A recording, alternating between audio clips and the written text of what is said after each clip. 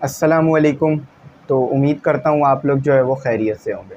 तो देखें, आज जो है वो एक टीचर से ज़्यादा दोस्त बनकर जो है वो बात करने की कोशिश करूँगा, क्योंकि ये प्रॉब्लम जो है वो मेरे काफ़ी स्टूडेंट्स के साथ रही, जिन्होंने मुझसे पढ़ा या नहीं पढ़ा, सिर्फ जो है वो व्हाट्सएप पे या जो है यूट्यूब पर बस मैसेज करके अपने जो है वो सवालात के जवाबात ले लेते थे। तो उन स्टूडेंट्स ने जो है मुझे काफ़ी मैसेज किया और काफ़ी कहा कि सर, अगर एक पेपर जो है वो ख़राब हो जाए तो क्या करना है, या अगर खुदा न खास्ता हमें लग रहा है कि इस पेपर में पास नहीं हो सकते हैं तो क्या करें। क्योंकि सर, पूरे साल हमने मेहनत की और पेपर नहीं लग पाया हमारा, यानी गैस पेपर से तैयारी कर रहे थे, मॉडल पेपर से कर रहे थे, पेपर नहीं लगा, तो अब क्या करें। तो देखें, यहाँ पर मैं पहले आपको एक बात बता दूं कि अब यहाँ पर ऐसा नहीं है कि ज़िंदगी या पेपर ख़त्म हो गए हैं एक पेपर के ख़राब हो जाने से। बहुत सी चीज़ें अभी भी आपके पास बाकी हैं जिसकी मदद से आप जो है वो आगे चीज़ों को तब्दील कर सकते हैं। तो यहाँ पर एक सवाल भी है, और वो सवाल ये है कि हिस्टोरिकल ग्राफ करते हैं कि नाम क्या है आपका। तो नाम पूछ रहे हैं, तो मेरा नाम जो है वो फैज़ुर रहमान है, ठीक है। और मैं यहाँ पर आपको ये बता दूँ कि अगर आपका एक भी पेपर ख़राब हो जाए तो आपने अब किस तरह से आगे परफॉर्म करना है। क्योंकि ज़िंदगी में अक्सर ऐसा होता है कि एक गलती हमें जो है वो काफ़ी नुकसान पहुँचाती है, हमारे माज़ी में भी, हमारे मुस्तकबिल में भी और हमारे आने वाले कल में भी, और उससे निकलना भी कभी कभार काफ़ी मुश्किल हो जाता है। लेकिन एक सहारा, एक छोटी सी बात या किसी का एक सपोर्ट इंसान को जो है वो एक नई राह दिखा सकता है। आप तमाम लोग पढ़ रहे हैं एक डेस्टिनेशन के लिए, एक मंजिल तक पहुंचने के लिए, लेकिन जब आप उस मंजिल तक पहुंच जाएंगे तो जो आप सफ़र तय करके उस मंजिल तक पहुंचेंगे ना, वो सफ़र आपके लिए बहुत ज़्यादा कीमती रहेगा। वो सफ़र आपको याद दिलाता रहेगा कि आपने कितनी मुश्किलात को झेला, कितनी परेशानियों को बर्दाश्त किया, उसके बाद ये मुकाम हासिल किया। फ़ॉर एग्ज़ाम्पल, अगर कोई इंजीनियर, डॉक्टर बनना चाहता है, पाकिस्तान में ही क्यों ना बनना चाहता हो, तो बहुत आसान काम नहीं है इंजीनियर और डॉक्टर बनना। ठीक है, पहले 9 मैट्रिक में बहुत अच्छे नंबर लेकर आएँ, फिर फर्स्ट ईयर सेकेंड ईयर में बहुत अच्छे नंबर लेकर आएँ, उसके बाद जो है वो अच्छे नंबरों से 70% से 80% से इंटी टेस्ट पास करें, उसके बाद जाके एडमिशन यूनिवर्सिटीज़ में होता है। और फिर भी ये नहीं है कि इंजीनियर या डॉक्टर बन गए, 4 साल 5 साल मुकम्मल करें, 6 साल मुकम्मल करें, उसके बाद इंजीनियर या डॉक्टर की डिग्री आपके हाथ में आती है। और फिर उसके बाद जॉब अलग, कि अगर अच्छी कंपनी में जॉब ना मिले तो फिर लोग क्रिटिसाइज़ करते हैं कि इतने पढ़ने का क्या फ़ायदा हुआ। तो ये भी बताऊंगा कि अगर खुदा न खास्ता अपनी मंजिल तक पहुँचते रास्ते में ही रुकावटें आएँ तो किस तरह उनको दूर किया जाए। क्योंकि देखिए, मैं और आप, हम तमाम एक मंजिल तक जाने के लिए ये तमाम मेहनत कर रहे हैं और ये सफ़र कर रहे हैं। अगर उसमें कुछ रुकावटें आती हैं, कुछ ऑब्स्टिकल आते हैं, तो उन्हें हमें किस तरह पार करना है। अगर सबसे पहली रुकावट हमें क्लास 9 के अंदर ही मिल जाए, क्लास मैट्रिक या फर्स्ट ईयर सेकेंड ईयर में ही मिल जाए कि हमारे पेपर अच्छे नहीं हो रहे हैं, तो अब करना क्या है। तो सबसे पहले मैं आपको बता दूं कि अगर एक पेपर आपका ख़राब हो गया है तो यहाँ पर ये नहीं है कि अब आपके तमाम रास्ते बंद हो गए, ये नहीं है कि अब आप इंजीनियर नहीं बन सकते, अब आप डॉक्टर नहीं बन सकते, खुदा न खास्ता बिल्कुल ऐसा नहीं है। आपके पास अभी भी बहुत सारे मौके मौजूद हैं। बस वो मौके अगर मैं आपको बता दूं और वो मौके अगर मैं आपको समझा पाया तो इंशाअल्लाह, मैं उम्मीद करता हूं इंशाअल्लाह, आपको जो है ये बात दोबारा मुझसे नहीं पूछनी पड़ेगी कि सर, मेरा एक पेपर ख़राब हो गया या मेरे 9 के तमाम पेपर ख़राब हो गए हैं, तो अब मैंने क्या करना है। तो देखें, सबसे पहले मैं बता दूं कि अगर खुदा न खास्ता एक पेपर ख़राब हो गया है या एक पेपर में फ़ेल हो रहे हैं, तो ऐसा नहीं करिएगा कि बाकी पेपर को भी ख़राब समझ के हार मान लें। ऐसा नहीं है। हर दिन एक नया सूरज उगता है, एक नई तारीख आती है, एक नया जो है वो दिन निकलता है, और उस दिन के फ़ायदे और उस दिन के काम पिछले दिन से मुख्तलिफ होते हैं, बिल्कुल मुख्तलिफ होते हैं। ऐसा नहीं होता कि जो गलतियां पिछले दिन दोहराई थी वही गलतियां आज भी दोहराएं या वही गलतियां आने वाले दिन में भी दोहराएं।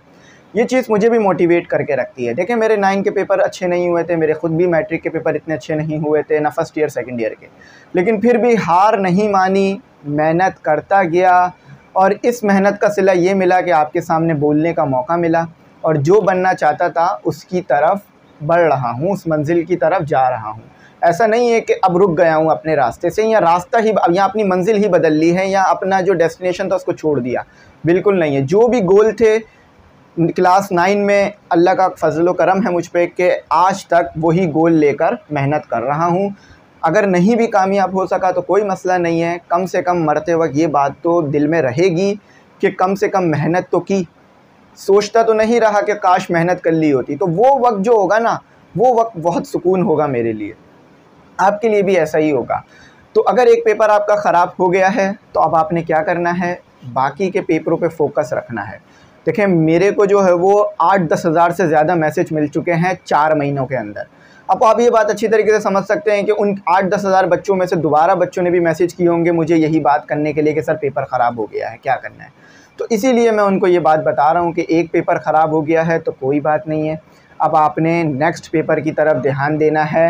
अगर खुदा ना खास्ता एक पेपर में आपके जो हैं वो सिर्फ 50% नंबर आ रहे हैं तो आप कोशिश करें कि बाकी पेपर में 70 से 80% नंबर हासिल कर लें।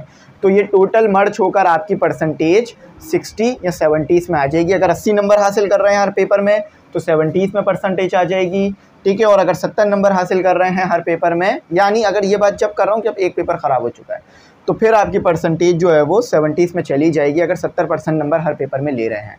क्योंकि कुछ नंबर तो फिर जो पिछला पेपर ख़राब हुआ इसमें भी जाएंगे। मेरा भी कंप्यूटर का पेपर बहुत ज़्यादा ख़राब हुआ था, मेरे शायद कंप्यूटर पेपर में जो है वो 60% आए थे। क्योंकि कंप्यूटर जो है ज़्यादा नहीं कर पा रहा था अच्छी तरीके से, उसको नहीं समझ पा रहा था।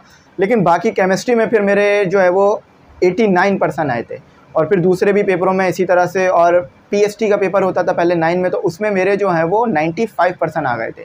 तो जिससे मेरी परसेंटेज जो है वो 76 से ऊपर चली गई थी या 76 हो गई थी। तो अगर मैं हार मान लेता कंप्यूटर के पेपर के बाद, क्योंकि पहला पेपर मेरा भी कंप्यूटर का ही हुआ था, तो फिर उसके बाद ये होता कि 76 तो दूर की बात है 70-50 लाना भी मुश्किल हो जाती। तो मैंने हार नहीं मानी, आपको भी यही कहूँगा हार ना माने। और अगर खुदा ना खास्ता ये हो रहा है कि चले आगे के पेपर भी ख़राब हो रहे हैं, इम्प्रूवमेंट का चांस आपके पास होता है, आप इम्प्रूव कर सकते हैं। जब आप दोबारा किसी चीज़ को पढ़ते हैं तो पहले से बेहतर समझते हैं, क्योंकि आप पहले उस चीज़ को पढ़ चुके होते हैं, फिर दोबारा पढ़ रहे होते हैं तो समझने में ज़्यादा आसानी रहती है। तो अगर खुदा ना खास्ता आपका पेपर ख़राब हो जाते हैं 9 में, तो मैट्रिक में दोबारा कोशिश कीजिएगा, आपके पास ये एक और मौका होगा। अगर मैट्रिक में कुछ मसला होता है तो इम्प्रूवमेंट कर कर अच्छे कॉलेज में एडमिशन ले सकते हैं, ठीक है। अच्छा, जब आप 9 से मैट्रिक से सेकंड ईयर और जो फर्स्ट ईयर में जाते हैं ना, तो फिर वहाँ से आपका कैलकुलेशन दोबारा शुरू होती है, मतलब फिर वहाँ से आपका रिज़ल्ट दोबारा कंपाइल होता है। यानी अब आपके 9 मैट्रिक को रिज़ल्ट को देखकर तो आपको बस कॉलेज मिल गया है, लेकिन अब आप अगर किसी ऐसे कॉलेज में गए हैं जहाँ पर कम परसेंटेज में भी एडमिशन हो गया था, लेकिन अगर आप वहाँ पर बहुत अच्छी मेहनत करते हैं तो आपको अच्छे ही नंबर दिए जाएंगे, क्योंकि आपकी मेहनत ही आपके नंबरों को जो है वो डिफ़ाइंड करेगी। आपकी एफिशिएंसी ही आपके नंबरों को डिफ़ाइन करती है, और कोई चीज़ आपको यहाँ पर मदद नहीं कर रही होती है। तो आप अपने आप को एफिशिएंट रखें, ठीक है। और अपनी मंजिल तक जाने के लिए, अपनी डेस्टिनेशन को हासिल करने के लिए कोशिश करें कि कभी भी अपने गोल्स को तब्दील ना करें।